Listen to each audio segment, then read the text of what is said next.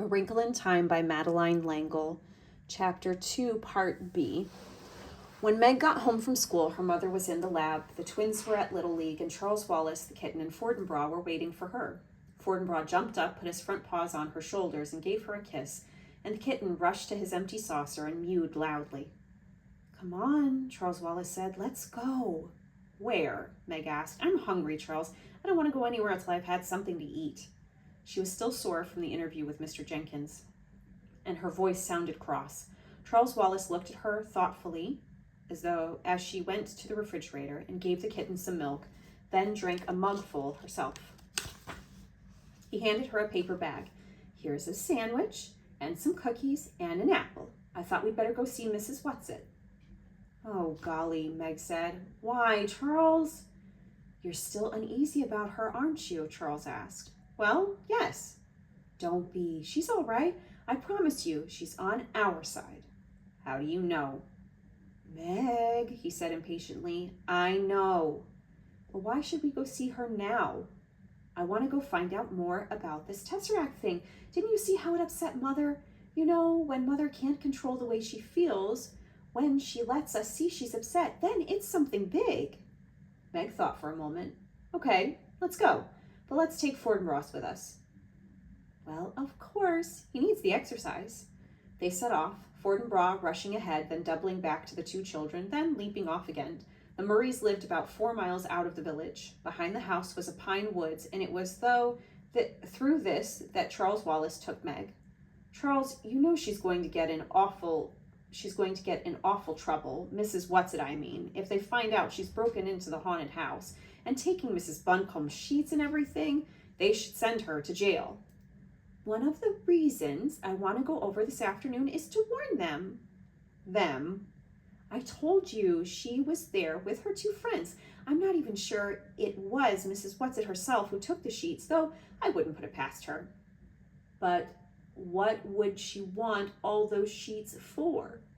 "I intend to ask her," Charles Wallace said, "and to tell them they'd better be careful.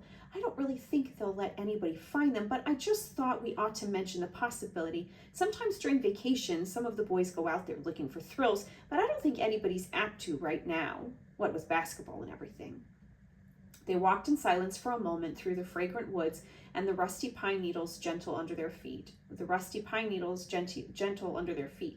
Up above them, the wind made music in the branches. Charles Wallace slipped his hand confidingly in Meg's, and the sweet little boy gesture warmed her so that she felt the tense knot inside her begin to loosen. "Charles loves me at any rate," she thought. "School awful again?" he asked after a while. "Yes, I was sent to Mr. Jenkins. He made snide remarks about Father." Charles Wallace nodded sagely. "I know." "How do you know?" Charles Wallace shook his head. "I can't quite explain. You tell me, that's all." "But I never say anything. You just seem to know." "Everything about you tells me," Charles said. "How about the twins?" Meg asked. "Do you know about them too?" "I suppose I could if I wanted to, if they needed me, but it's sort of tiring, so I just concentrate on you and Mother."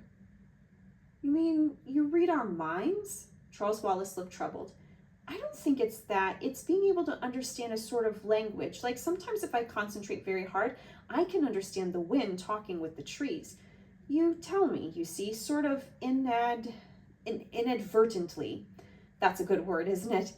I got Mother to look it up in the dictionary for me this morning. I really must learn to read, except I'm afraid it will make it awfully hard for me in school next year. If I already know things, I think it will be better if people go on thinking I'm not very bright. They won't hate me quite so much." Ahead of them, Fortinbras started barking loudly, the warning bay that usually told them that a car was coming up the road or that someone was at the door. "Somebody's here," Charles Wallace said sharply. "Somebody's hanging around the house. Come on." He started to run, his short legs straining. At the edge of the woods, Fortinbras stood in front of a boy, barking furiously. As they came panting up, the boy said, "For crying out loud, call off your dog." "Who is he?" Charles Wallace asked Meg. "Calvin O'Keefe. He's in regional, but he's older than I am. He's a big bug." "It's all right, fella. I'm not going to hurt you," the boy said to Fortinbras. "Sit, Fort. Charles Wallace commanded, and Fortinbras dropped to his haunches in front of the boy, a low growl still pulsing in his throat. Okay, Charles Wallace put his hands on his hips. Now tell us what you're doing here. I might ask the same of you, the boy said with some indignation. Aren't you two of the Murray kids? This isn't your property, is it? He started to move, but Fortinbras' growl grew louder and he stopped. Tell me about him, Meg, Charles Wallace demanded. Well, what I know about him, Meg asked. He's a couple of grades above me, and he's on the basketball team. Just because I'm tall, Calvin sounded a little embarrassed. Tall he certainly was, and skinny. His bony wrists stuck out of the sleeves of his blue sweater. His worn corduroy trousers were 3 inches too short. He had orange hair that needed cutting, and the appropriate freckles to go with it. His eyes were an oddly bright blue. Tell us what you're doing here, Charles Wallace said. What is this, the 3rd degree? Aren't you the one who's supposed to be the moron? Meg flushed with rage, but Charles Wallace answered placidly. That's right. If you want me to call my dog off, you'd better give. Most peculiar moron I've ever met, Calvin said. I just came to get away from my family. Charles Wallace nodded. What kind of family? They all have runny noses. I'm 3rd from the top of 11 kids. I'm a sport. At this, Charles Wallace grinned widely. So am I. I don't mean like in baseball, Calvin said. Neither do I. I mean like in biology, Calvin said suspiciously. A change in gene, Charles Wallace quoted, resulting in the appearance in the offspring of a character which is not present in the parents, but which is potentially or potently transmissible to its offspring. Potentially transmissible to its offspring. What gives around here? Calvin asked. I was told you couldn't talk. Thinking I'm a moron gives people something to feel smug about, Charles Wallace said. Why should I disillusion them? How old are you, Cal? 14. What grade? Junior, 11th. I'm bright. Listen, did anybody ask you to come here this afternoon? Charles Wallace, holding Fort by the collar, looked at Calvin suspiciously. What do you mean, asked? Calvin shrugged. You still don't trust me, do you? I don't distrust you, Charles Wallace said. Do you want to tell me why you are here then? Fort and Meg and I decided to go for a walk. We often do in the afternoon. Calvin dug his hands down in his pockets. You're holding out on me. So are you, Charles Wallace said. Okay, old sport, Calvin said, I'll tell you this much. Sometimes I get a feeling about things. You might call it a compulsion. Do you know what compulsion means? Constraint, obligation, because one is compelled. Not a very good definition, but it's the concise Oxford. Okay, Calvin sighed. I must remember I'm preconditioned in my concept of your mentality. Meg sat down on the coarse grass at the edge of the woods. Fort gently twisted his collar out of Charles Wallace's hand and came over to Meg, lying down beside her and putting his head in her lap. Calvin tried now, politely, to direct his words toward Meg as well as Charles Wallace. When I get this feeling, this compulsion, I always do what it tells me. I can't explain where it comes from or how I get it, and it doesn't happen very often, but I obey it. And this afternoon I had a feeling that I must come over to the haunted house. That's all I know, kid. I'm not holding anything back. Maybe it's because I'm supposed to meet you. You tell me. Charles Wallace looked at Calvin probingly for a moment. Then an almost glazed look came into his eyes, and he seemed to be thinking at him. Calvin stood very still and waited. At last, Charles Wallace said, Okay, I believe you, but I can't tell you. I think I'd like to trust you. Maybe you'd better come home with us and have dinner. Well, sure, but what would your mother say to that? Calvin asked. She'd be delighted. Mother's all right. She's not one of us, but she's all right. What about Meg? She's had it tough, Charles Wallace said. She's not really one thing or the other. What do you mean, one of us? Meg demanded. What do you mean I'm not one thing or the other?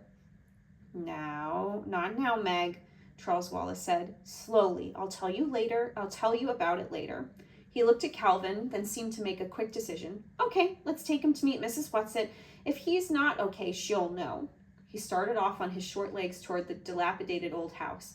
The haunted house was half in the shadows of the clump of elms in which it stood. The elms were almost bare now, and the ground around the house was yellow with damp leaves. The late afternoon light had a greenish cast, which the blank windows reflected in a sinister way. An unhinged shutter thumped. Something else creaked. Meg did not wonder that the house had a reputation for being haunted.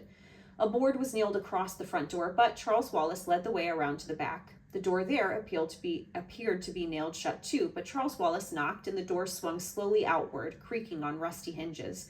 Up in one of the elms, an old black crow gave its raucous cry, and a woodpecker went into a wild rat-a-tat-tat. A large gray rat scuttled around the corner of the house, and Meg let out a stifled shriek. They got a lot of fun out of using all the typical props, Charles Wallace said in a reassuring voice. Come on, follow me. Calvin put a strong hand to Meg's elbow, and Fort pressed against her leg. Happiness at their concern was so strong in her that her panic fled, and she followed Charles Wallace into the dark recesses of the house without fear. They entered into a sort of kitchen. There was a huge fireplace with a big black pot hanging over a merry fire. Why had there been no smoke visible from the chimney? Something in the pot was bubbling, and it smelled more like one of Mrs. Murray's chemical messes than something to eat. In a dilapidated Boston rocker sat a plump little woman. She wasn't Mrs. Whatsit, so she must, Meg decided, be one of Mrs. Whatsit's two friends. She wore enormous spectacles, twice as thick and twice as large as Meg's, and she was sewing busily with rapid jabbing stitches on a sheet. Several other sheets lay on the dusty floor. Charles Wallace went up to her.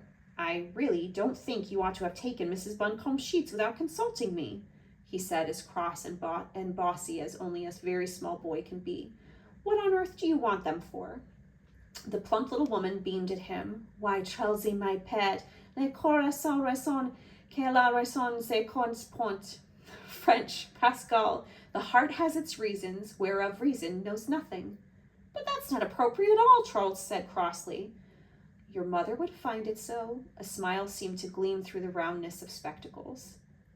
I'm not talking about my mother's feelings about my father, Charles Wallace scolded. I'm talking about Mrs. Buncombe's sheets.